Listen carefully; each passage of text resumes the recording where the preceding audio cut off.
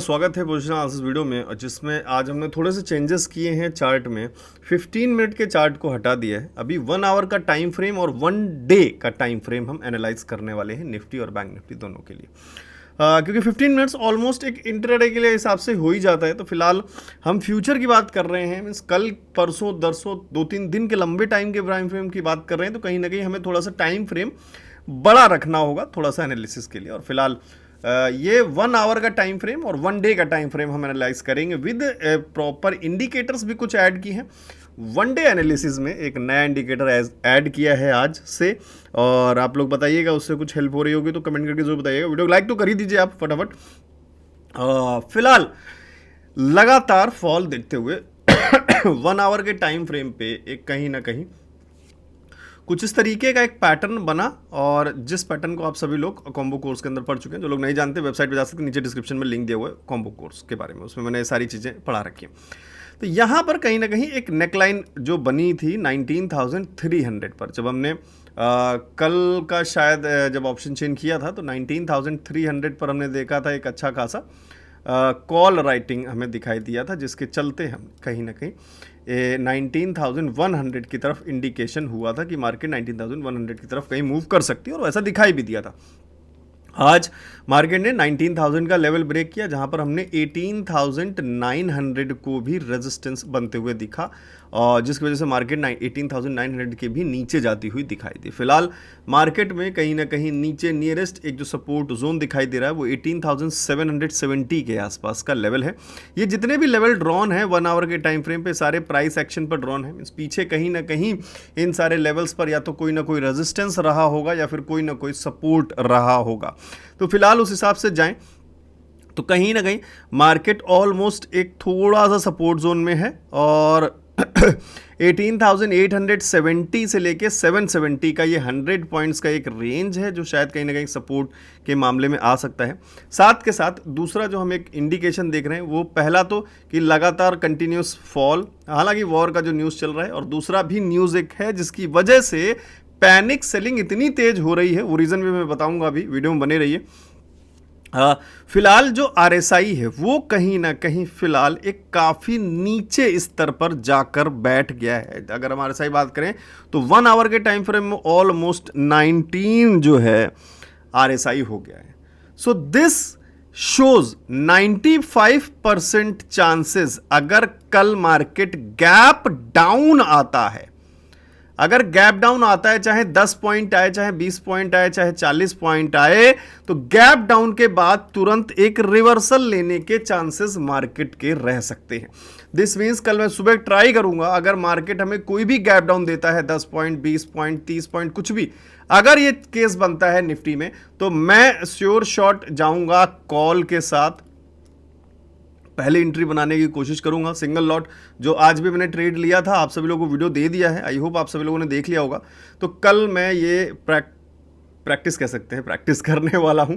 जैसा भी रिजल्ट रहेगा आप सभी लोगों को सुबह मैं ऑप्शन चेन वीडियो में बता दूंगा, और नहीं ले पाया तो बात अलग है, अगर ट्रेड ही छूट गया तो बात ही अलग है फिर, क्योंकि टाइम कुछ भी हो सकता है, कुछ लेट हो जाए या ऊपर नीचे हो जाए, कुछ अगर रहा तो मैं ज़रूर आपको शो कर दूंगा कल मॉर्निंग में क्या उसका रिजल्ट रहा।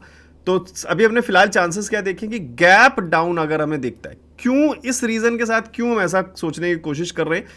ये वीडियो एजुकेशनल पर्पस के लिए है, आप लोग मेरी बात मत मानिएगा, सिंपल एज दैट, प्लीज ध्यान रखिए। हम इस चार्ट को एनालाइज करने की कोशिश कर रहे हैं, ये नहीं सब लोग लेकर बैठ जाएं कि सुबह जो है, नहीं, आप अपने एनालिसिस अपने साथ जरूर करिए। चांसेस क्यों ऐसा मैं बोल रहा हूँ, क्योंकि क्या है ना कि अभी फिलहाल 1 आवर के टाइम फ्रेम में RSI 19 के आसपास दिख रहा है, और अगर गैप डाउन होता है तो RSI और भी ज़्यादा नीचे जाने के चांसेस हो सकते हैं, और उसके नीचे फिर बहुत ज़्यादा मुश्किल हो जाता है RSI के पास सस्टेन कर पाना, क्योंकि 15, 12 ये ऑलमोस्ट लोवेस्ट पॉइंट आ जाता है RSI के लिए, क्योंकि RSI की एक लिमिट है। आप सभी लोग जानते हैं RSI को, आप लोगों ने अगर डिटेल में पढ़ रखा हो कॉम्बो कोर्स में, तो RSI की एक लिमिट है भाई जाने की नीचे। प्राइस की कोई लिमिट नहीं, प्राइस तो दर गिरता चला जाएगा। तो कहीं ना कहीं RSI को एक रूम बनाने के लिए कहीं ना कहीं मार्केट को भी थोड़ा सा ऊपर जाना होता है, उसके बाद चाहे वो अपना बियरिश फॉर्म कंटिन्यू रखे। इससे हमें सेकेंड पॉइंट क्या निकल कर आता है, ध्यान दीजिएगा। सेकेंड पॉइंट हमको ये निकल कर आता है कि अगर हमें गैप अप मिलता है, तो थोड़ा सा ध्यान दीजिए, अगर हमें गैप अप मिलता है तो ऑब्वियस सी बात है 1 आवर के टाइम फ्रेम अगर मान लीजिए मार्केट यहां कहीं ओपन होता है, दैट मींस ऑलमोस्ट 19,000 के आसपास के लेवल्स, थोड़ा सा मुश्किल है, इतना बड़ा गैप अप होना है तो ऑलमोस्ट 150 पॉइंट्स हो गया, पॉसिबल नहीं है ज़्यादातर। 18,870 40-50 पॉइंट्स अगर होता भी है गैप अप तो ऑब्वियस सी बात है आरएसआई आपको ऊपर उठता हुआ दिखेगा। जब आरएसआई ऊपर उठता हुआ दिखेगा तो कहीं ना कहीं शायद उस फेज में पहुंच जाए 40 के पॉइंट्स पे, जहां से दोबारा से रिवर्सल देखने को मिले, क्योंकि ऊपर 19,000 हमारे लिए एक रेजिस्टेंस फिलहाल आज तक तो था ही, आज की एक्सपायरी मंथली एक्सपायरी भी थी, आज तक तो था ही। कल क्या रहेगा वो अभी हम बात नहीं कर सकते, क्योंकि कल की नई एक्सपायरी के नया ऑप्शन चेन कल मॉर्निंग में अपडेट होगा। तो 9:30 वाला ऑप्शन चेन वीडियो मिस मत करिएगा।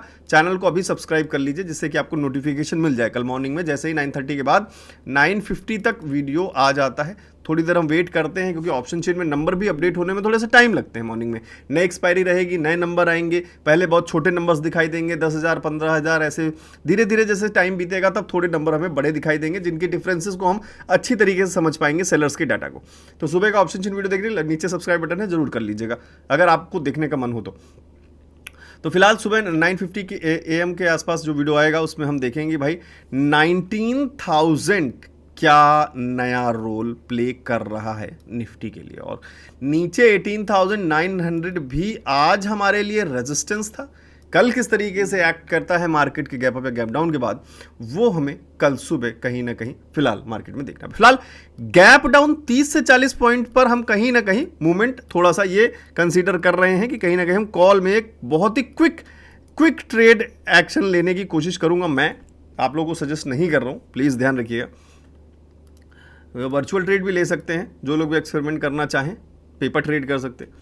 फिलहाल इसी के साथ कहीं ना कहीं एक नई चीज जो आज ऐड की है, आरएसआई वनडे का चार्ट खोलने जा रहा हूं, देखिए क्या चीज ऐड की है। यह है निफ्टी का वनडे का चार्ट, और इसमें ये आप ब्लू कलर की नई लाइन देख पा रहे हैं।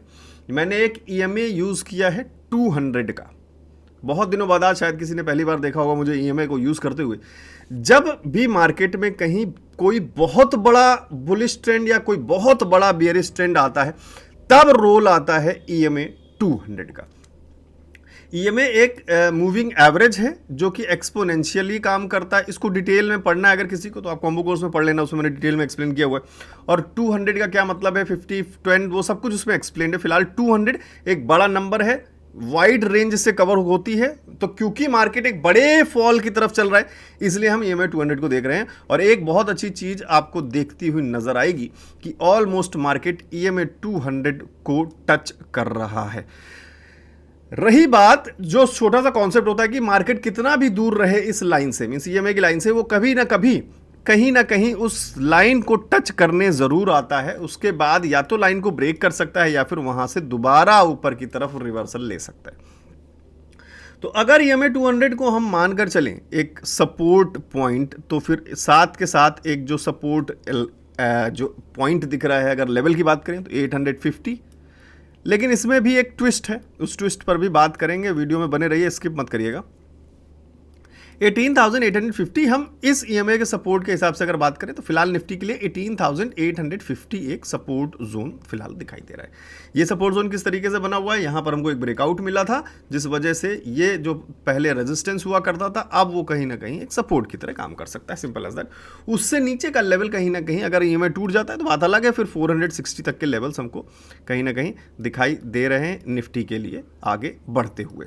न्यूज़ पे डिपेंड करेगा। अब इसी के साथ एक बार बीच में एक झलक ले लेते हैं ग्लोबल मार्केट्स की, क्योंकि उनको भी थोड़ा सा देखना हमारे लिए बहुत ज़्यादा ज़रूरी है।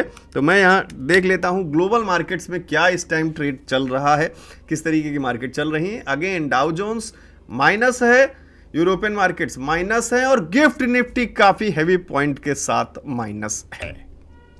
तो फिर अब जो ट्विस्ट आना था उस ट्विस्ट के बारे में बताता हूं। उस ट्विस्ट में यही कहना चाह रहा था मैं कि ये निफ्टी का जो EMA है ये शायद सस्टेन नहीं कर पाए, मतलब यहां से सपोर्ट शायद नहीं ले पाए। क्यों ऐसा कहना चाह रहा था मैं, अब सब लोग बोलेंगे ओह आपने ग्लोबल मार्केट देखी, तो ग्लोबल मार्केट में तो पहले भी देख सकता था।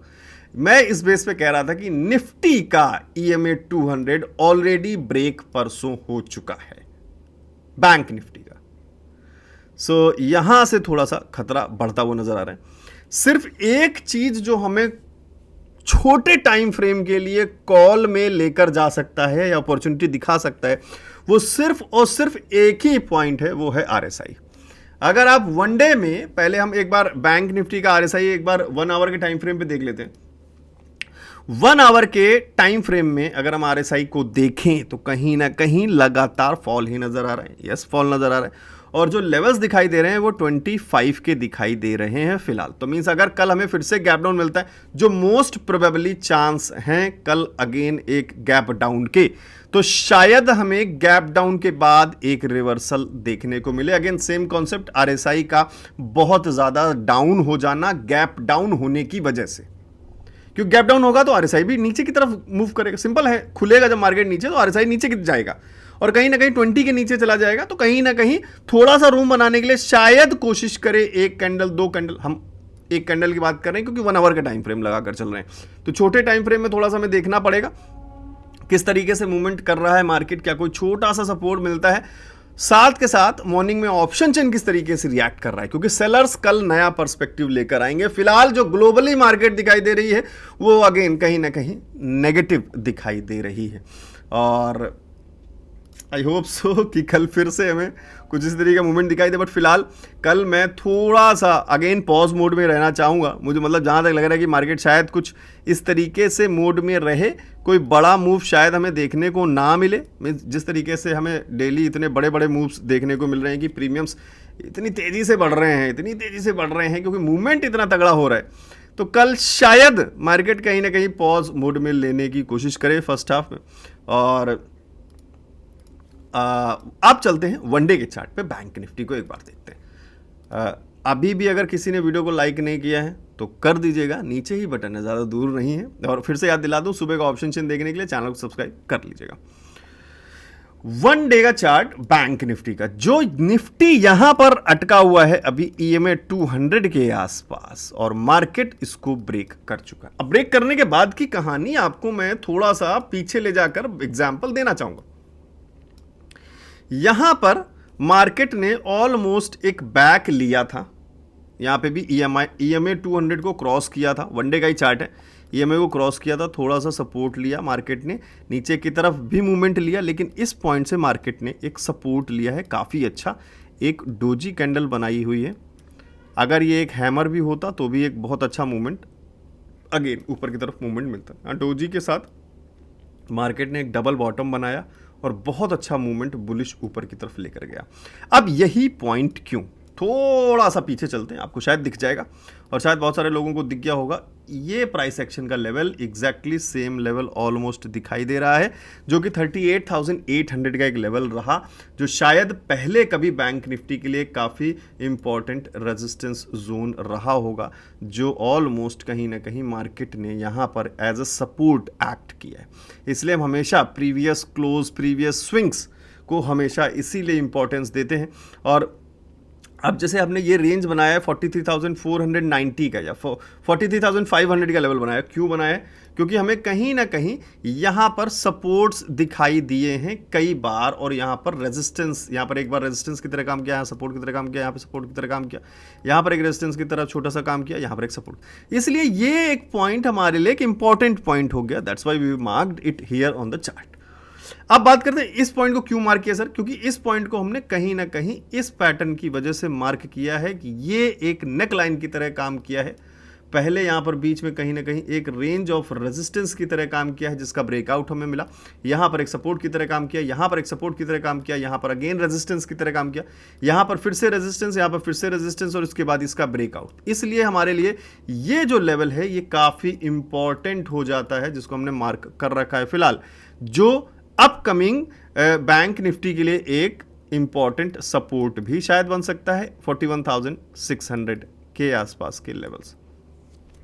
41,600 कह लें, 41,650 कह लें, कुछ भी कह सकते हैं फिलहाल, लेकिन बैंक निफ्टी ने EMA 200 को ब्रेक कर दिया है। This is very concerning. अब क्या हमें EMA 200 का एक रिवर्सल देखने को मिल सकता है और फिर से एक फॉल देखने को मिल सकता है, या फिर ये ब्रेक एक सच में बहुत बड़ा खतरा दिख सकता है फॉल के लिए, क्योंकि इसका ब्रेक होना एक बहुत बड़ा खतरा माना जाता है, क्योंकि EMA 200 एक बड़ा नंबर है और काफ़ी दूर इसकी रेंज रहती है और वहाँ तक मार्केट को जाना, बहुत बड़े मूवमेंट्स होते हैं तभी ऐसा कुछ दिखाई देता है।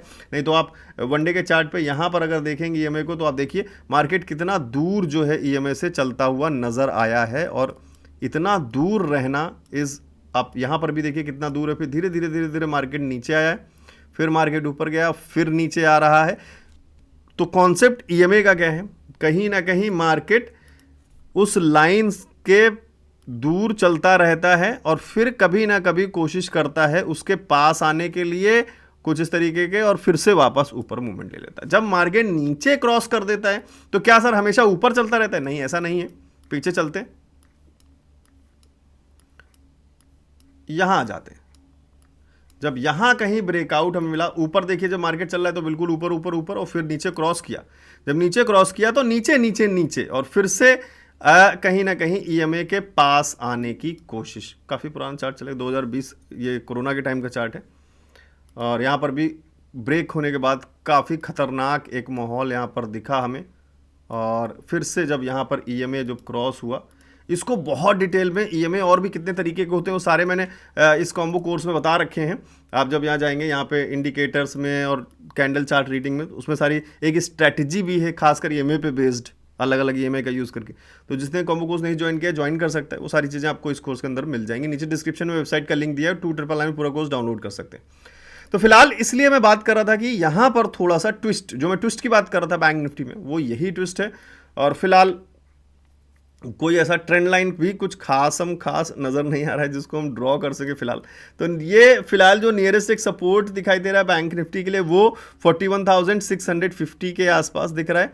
बाकी मार्केट ने क्लोजिंग 42,300 के आसपास ली है, तो ऑब्वियसली बात है 42,000 जो हमारे लिए सपोर्ट हो सकता है कल नया, और 42,500 कहीं ना कहीं रेजिस्टेंस बन सकता है, क्योंकि 500 के गैप के हिसाब से जिस तरीके से चलते फिलहाल market bank Nifty almost mid में है। 42,500 रेजिस्टेंस, 42,000 सपोर्ट, बीच में भी मार्केट ने कहीं क्लोज लिया है। कल गैप डाउन मिलता है तो कहीं ना कहीं शायद हमें मार्केट ऑलमोस्ट 42,000 के आसपास ही कहीं ओपन होती हुई नजर आए, और अगर हमें ऑप्शन चेन में सुबह 42,000 के आसपास एक बढ़िया सा पुट राइटिंग दिख जाती है, साथ के साथ RSI भी और गिर जाएगा, तो फिर हमें एक रिवर्सल भी देखने को मिल जाएगा, कहीं ना कहीं शायद एक सपोर्ट बनता हुआ नजर आए।